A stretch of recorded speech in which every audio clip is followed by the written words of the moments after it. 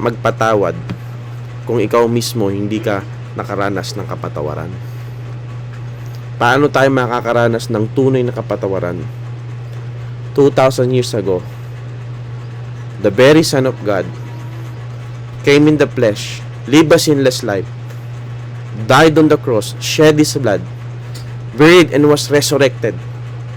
For what reason? Because God loved us so much.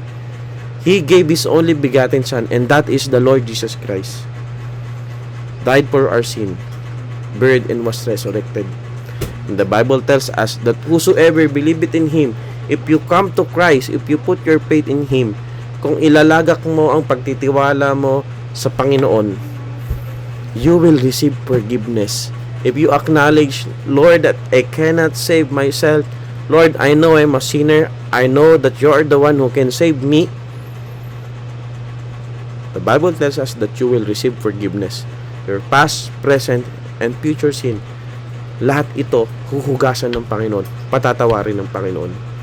And on that basis, magkakaroon ka ng pusong magpatawad.